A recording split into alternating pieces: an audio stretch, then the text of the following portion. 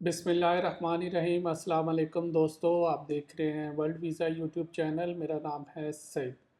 दोस्तों, आज की इस वीडियो में मैं बात करूंगा एक जो अहम मसला है आजकल चल रहा है पाकिस्तानी एयरपोर्ट पे, वो है ऑफलोडिंग।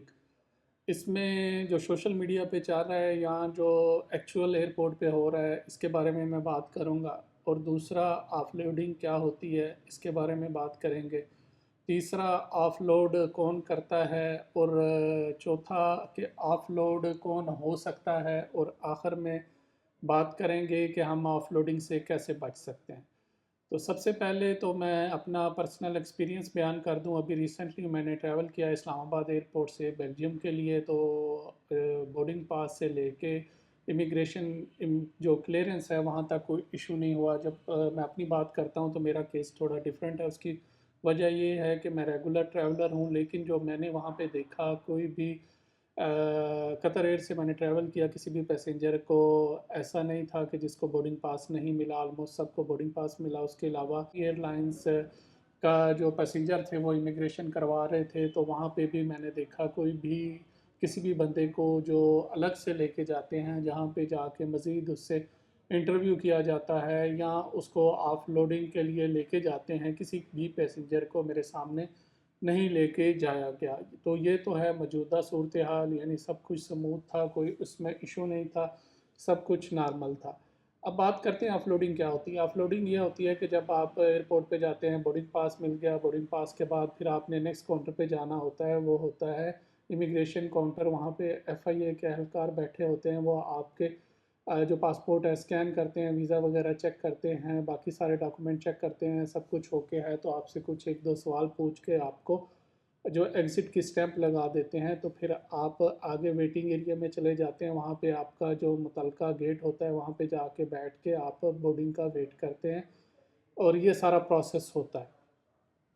अब इस प्रोसेस में जब आप एफआईए काउंटर पे जाते हैं, तो अगर आपका फर्स्ट ट्रैवल है या आपके पास डॉक्यूमेंट कंप्लीट नहीं है, तब तो आपको दिक्कत आएगी, क्योंकि उन्होंने आपसे सारे डॉक्यूमेंट जो मुतलका रिक्वायर्ड होते हैं चेक करने होते हैं, आपसे कुछ सवाल जवाब करने होते हैं। अगर वो मुतमिन है तो ठीक है, वरना वो आपको ऑफलोड की आपके पासपोर्ट पे स्टैंप लगा देते हैं और आपको बोलते हैं कि जी हम आपको नहीं जाने देते, ये वजह है, तो आप वापस अपने घर जा सकते हैं।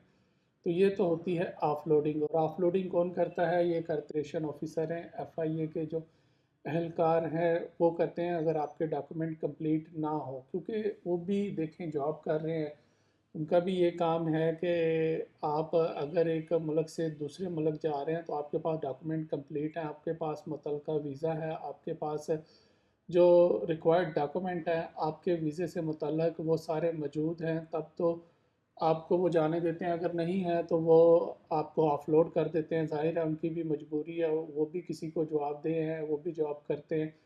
अब बात करते हैं कि हम जो ऑफलोडिंग क्यों होती है। ऑफलोडिंग नॉर्मली इस वजह से होती है, फ़र्ज़ करें कि आप विज़िट वीज़े पे सफ़र कर रहे हैं दुबई के लिए, सऊदीया, थाईलैंड या कोई भी कंट्री ले लें।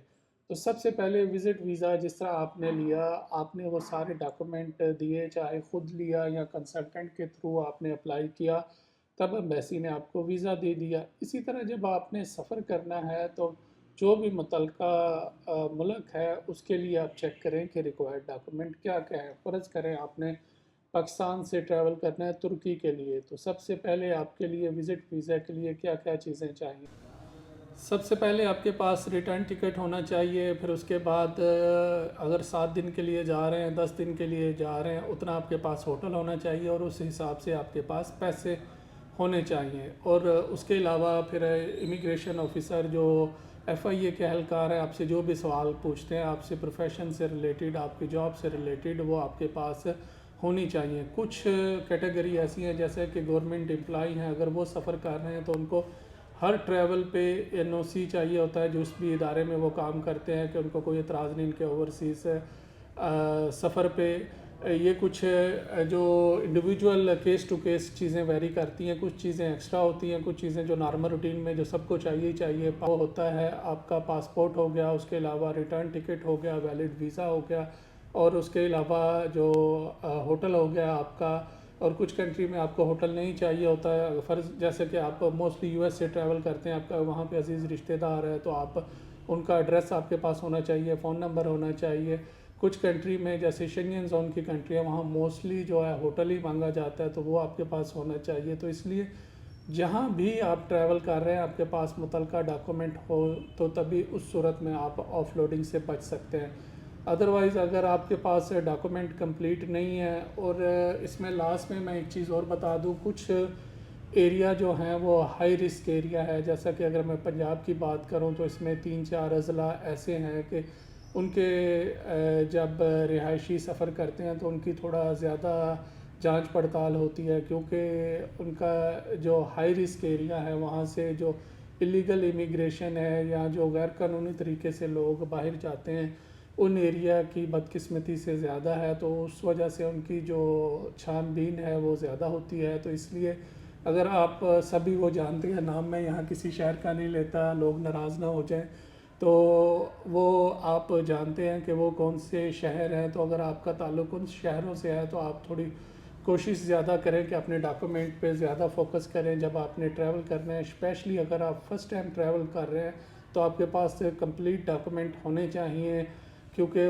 پھر اس صورت میں کوئی کمپرومائز نہیں ہوتا. اگر آپ کا پہلا ٹریول ہے اور آپ کے ڈاکومنٹ بھی کمپلیٹ نہیں تو ڈیفینیٹلی آپ کو آف لوڈنگ ہوگی. باقی سوشل میڈیا پہ بڑھا چڑھا کے چیزوں کو زیادہ پیش کیا جاتا ہے. ایک انسیڈنٹ اگر ہوتا ہے تو وہ زیادہ سوشل میڈیا پہ ہائی لائٹ ہو جاتا ہے, لیکن آپ جو آپ کا اینڈ ہے, آپ کا اینڈ یہ ہے کہ آپ پراپر ویزا لیں, پراپر ڈاکومنٹ لے کے جائیں ایئرپورٹ پہ, طریقے سلیقے سے ان سے بات کریں, بتائیں اپنی جاب کے بارے میں, بزنس کے بارے میں, اسٹوڈنٹ ہیں تو اس کے بارے میں طریقے سے بتائیں کہ آپ کیوں جا رہے ہیں. تو آپ کو میرا نہیں خیال کہ آفیسر کوئی بھی ایسے ہی جان بوجھ کے آف لوڈ کر دے جب تک اس کو کوئی ڈاؤٹ نہ ہو جائے کہ آگے جا کے یہ ویزا مس یوز ہو جائے گا.